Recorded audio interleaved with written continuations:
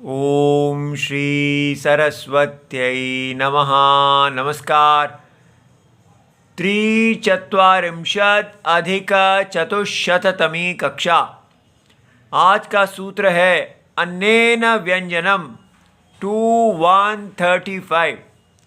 आज के सूत्र में आपको बहुत स्वादिष्ट भोजन कराया जाएगा। ऐसे ऐसे स्वादिष्ट समास बनाए जाएंगे कि जिह्वा से पानी टपकने लगेगा। अष्टाध्यायी जी में देखते हैं। ये देखिए, अष्टाध्यायी जी का द्वितीय अध्याय प्रथम पादः, और इसमें 2134 सूत्र है अन्नेन व्यंजनम। और इसमें ये कर्तृ करने की तो यहाँ 33 तक रुक गई है, इसकी अनुवृत्ति नहीं आ रही है, किंतु तृतीया की अनुवृत्ति आ रही है और तत्पुरुष की अनुवृत्ति आ रही है और विभाषा, और ये पहले 4 सूत्रों की अनुवृत्ति आ रही है। तो अन्नेन व्यंजनम, अन्नेन में तृतीया विभक्ति एक वचन है और व्यंजनम में प्रथमा विभक्ति एक वचनम है। इतने से ही हमें समझ में आ जाना चाहिए कि अन्न जो है वो पहला शब्द नहीं होगा और व्यंजनम ही पहला शब्द होगा। ठीक है, तो अन्न और व्यंजन के बीच में समास होने वाला है। जो व्यंजन है, क्योंकि उसकी इस सूत्र में प्रथमा विभक्ति है, तो जो प्रथमा विभक्ति से निर्दिष्ट होता है उसकी उपसर्जन संज्ञा होती है और उपसर्जनम पूर्वम। ठीक है, इस प्रकार व्यंजन पूर्व में होने वाला है। और अब ये देखिए, ये सारी जो लाल से रेखांकित हैं वो अनुवृत्ति के देने वाले पद हैं। तो सूत्रवृत्ति बनाई जाती है व्यंजनवाची। तो जो यहाँ व्यंजन लिखा है उसको आपने व्यंजनवाची, व्यंजन को कहने वाला। तो और तृतीया अंतम, तो यहाँ पर जो तृतीया आ रहा था उसको हमने तृतीया अंतम कर दिया। तो ये न विधि तदंतस्य से, तो सुबंतम। तो जो व्यंजनवाची तृतीया अंतम सुबंतम है, तृतीया से अंत होने वाला, वो सुबंत जो है अन्नवाची। दूसरा सुबंत क्या है? अन्नवाची, अन्न को कहने वाला। तो अन्नवाची ना समर्थेन सुबंतेन सहा समस्यते विभाषा तत्पुरुश्च समासो भवति। तो इससे हमें क्या समझ में आया कि जो व्यंजनवाची है वो तृतीयांत जो है वो समास के अंदर है, लेकिन सूत्र के अंदर व्यंजन प्रथमा विभक्ति में। ये बहुत ध्यान देना है।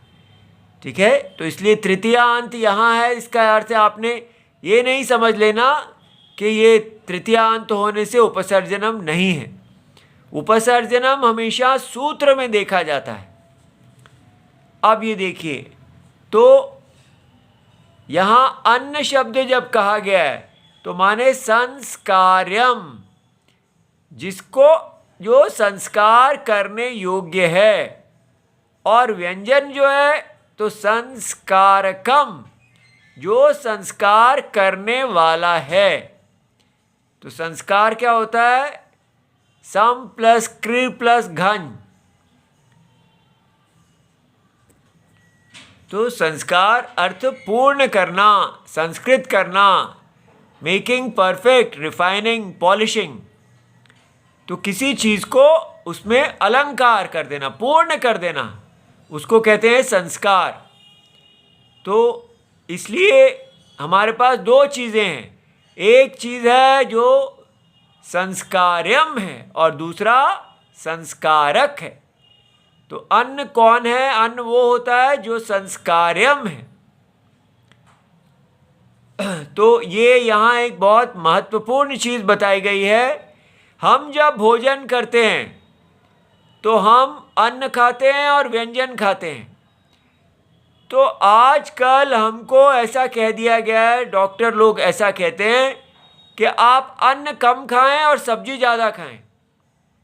लेकिन आप देख सकते हैं कि पुराने भोजन के शास्त्र के अनुसार अन्न जो है वो संस्कार्यम है, मुख्य भोजन अन्न है, रोटी इत्यादि, चावल इत्यादि, और उसको हम व्यंजन के साथ संस्कारक है, जैसे चटनी इत्यादि थोड़ी ये संस्कारक होते हैं।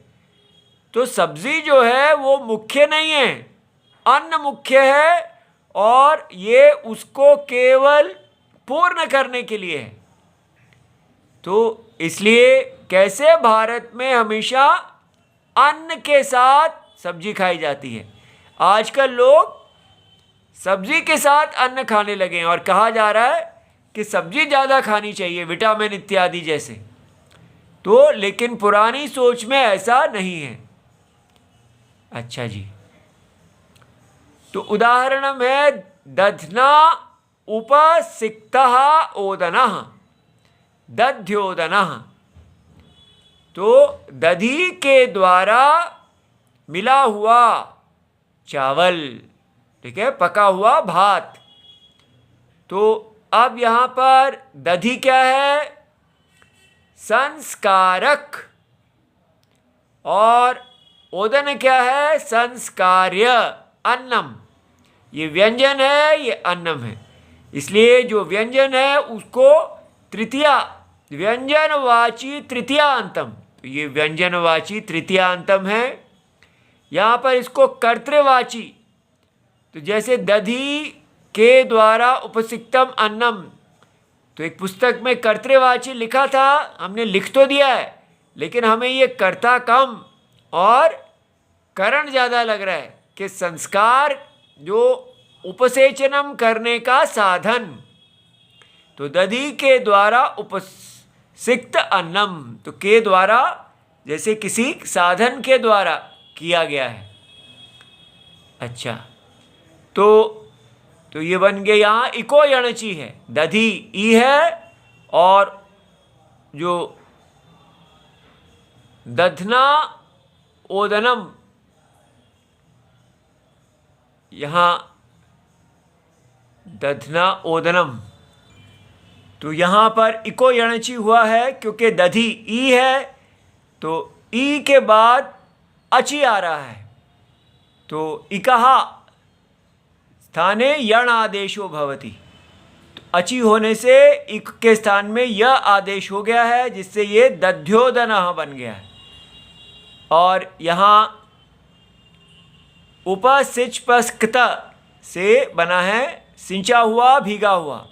दधी शब्द जो है वो इकारांत नपुंसक है, इसके रूप दधी, दधी, दधना बनते हैं, इसलिए यहाँ दधना उपसिक्तम है। इसी प्रकार क्षीरौदनः, क्षीरेण उपसिक्तः ओदनः। अब क्षीर के द्वारा माने दूध के द्वारा मिला हुआ भात।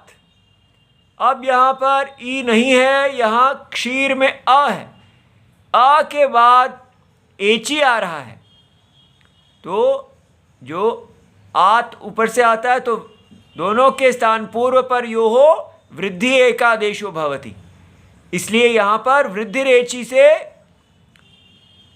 क्षीरौदनः बन गया है। ठीक है, अब कहा जाता है वृत्तौ क्रियायाः अंतर्भावात् अन्न व्यंजनयोः सामर्थ्यम, तो अन्न और व्यंजन में जो सामर्थ्य है वो इस क्रिया, उपसिक्त क्रिया का अंतर्भाव होने के कारण है।